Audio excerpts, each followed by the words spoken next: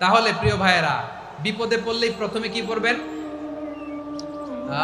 পটুয়াখালী ভুইলা গেছে। বিপদে পড়লেই প্রথমে ইন্না লিল্লাহ কি বলে নিজেকে আল্লাহর কাছে সঁপে দিতে হয়? হাসবুনাল্লাহ। চরম বিপদে দেয়ালে পিঠ থেকে গেছে, তখন লা ইলাহা ইল্লা আনতা সুবহানাকা ইন্নী কুনতু মিনাজ জালিমিন। এরপরে লা ইলাহা ইল্লাল্লাহুল আযীমুল হালিম, এই দোয়া। আকস্মিক বিপদ, হঠাৎ যেন কোনো বিপদ আমাকে পেয়ে না বসে, এটার জন্য বিসমিল্লাহিল্লাযী লা ইয়াদুররু মা ইসমিহি শাইউন ফিল আরদি ওয়ালা ফিস সামাই ওয়া হুয়াস সামিউল আলীম। সকালে 3 বার, রাতে 3 বার। আর মারাত্মক tension, hyper tension, anxiety, depression থেকে বাঁচার জন্য 2 দোয়া, ইয়া হাইয়্যু ইয়া কাইয়্যুম, ইয়া হাইয়্যু ইয়া কাইয়্যুম, মনে থাকবে?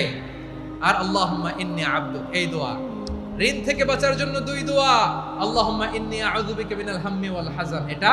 আর আল্লাহুম্মা কফিনি বিহালালিকা আন হারামিকা ওয়া আগনিনি বিফাদলিকা আম্মান সিওয়াক। আর সব সময় পড়ার জন্য একটা আমল দিয়ে যাই, উঠতে বসতে, অফিসে যাচ্ছেন, অফিস থেকে ফিরতেছেন, বসে আছেন, শুয়ে আছেন, ছোট্ট এক শব্দে আমরা যেন বেশি বেশি পড়ি আস্তাগফিরুল্লাহ। আওয়াজ করে আমার সাথে পড়ুন আস্তাগফিরুল্লাহ, আবার পড়ুন আস্তাগফিরুল্লাহ। আল্লাহ রাসূল সাল্লাল্লাহু আলাইহি ওয়াসাল্লাম বলেন, মান লাজিমাল ইস্তিগফার, যে সব সময় এরকম ইস্তিগফারের সাথে লেগে থাকে, জাআলাল্লাহু লাহু মিন কুল্লি দীকিন মাখরাজা, আল্লাহ তাআলা তাকে কোনো বিপদে আটকান না, সে জীবনে আটকাবে না। যে কোনো বিপদে আল্লাহ তার রাস্তা বের করে দিবে, way out, you will get a way out, solution. সুবহানাল্লাহ। ওয়া মিন কুল্লি হাম্মিন ফারাজা, দুশ্চিন্তা মুক্ত হবে। ওয়ারযুকহু মিন হাইসু লা ইয়াহতাসিব, এমন জায়গা থেকে আল্লাহ রিজিকের বন্দোবস্ত করবে যেটা সে কল্পনাও করে নাই। আওয়াজ করে পড়েন সুবহানাল্লাহ। তাহলে মনে থাকবে আস্তাগফিরুল্লাহর কথা। সব শেষ কথা বলবো, সব শেষ আমার প্রিয় ভাইয়েরা। এটা গেল নিজের বিপদ। কিসের বিপদ? নিজে যদি বিপদে পড়েন। অন্যের বিপদ যদি দেখেন, এটার জন্য একটা দোয়া আছে।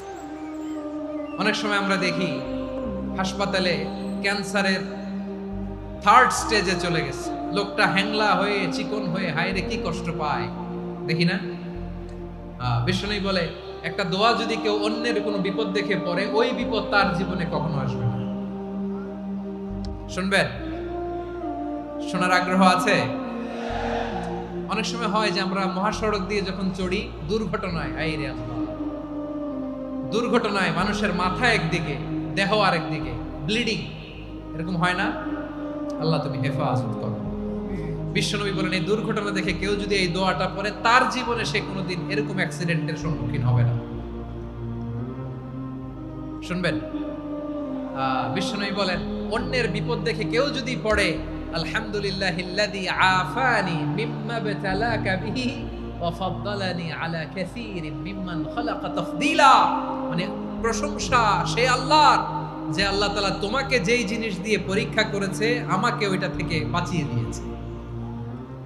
তোমাকে আল্লাহ যেই বিপদে ফেলেছে, আমাকে ওই বিপদ থেকে তিনি মুক্ত রেখেছে, আর তার অনেক সৃষ্টির উপর আমাকে তিনি প্রাধান্য দিয়েছে। সুবহানাল্লাহ পড়েন।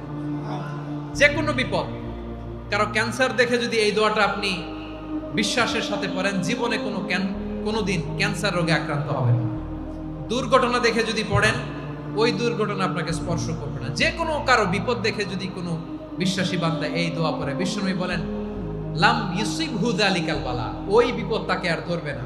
উফিয়া মিনহু মিন যালিকাল বালা কাইনাম মা কান, সে যতদিন হায়াত পাবে কোনোদিন ওই বিপদ তাকে স্পর্শ করবে না। এই দোয়াটা পড়তে রাজি আছেন আমার প্রিয় ভাইরা? তাহলে পুরো আলোচনার সেন্ট্রাল থিম হচ্ছে, আমাদের জীবনে বিপদ আসবে, কষ্ট আসবে, দুঃখ আসবে, কিন্তু বিপদে আপদে আমরা হাল ছেড়ে দিব না, হতাশ হব না। মুমিন হতাশ হয় না, নিরাশ হয় না, হাল ছেড়ে দেয় না। মুমিন ভরসা রাখে একজনের উপর। আওয়াজ করে বলুন, যিনি কে? বিপদে পড়লে আমাদেরকে উদ্ধার করে কে? আবার আমাদেরকে যদি কোনো নেয়ামত আল্লাহ দিতে চান, ওইটা কেড়ে নেওয়ার ক্ষমতা কারো আছে? তাহলে আমরা কানেক্টিভিটি বাড়াবো কার সাথে? আমাদের প্রার্থনার ফরিয়াদের হাত তুলবো কার কাছে? রাজি আছেন পটুয়াখালীর ভাইয়েরা? মনে থাকবে কথাগুলো? আল্লাহ তাআলা আমাদের সবাইকে কথাগুলো বোঝার ও আমল করার তৌফিক দান করুন।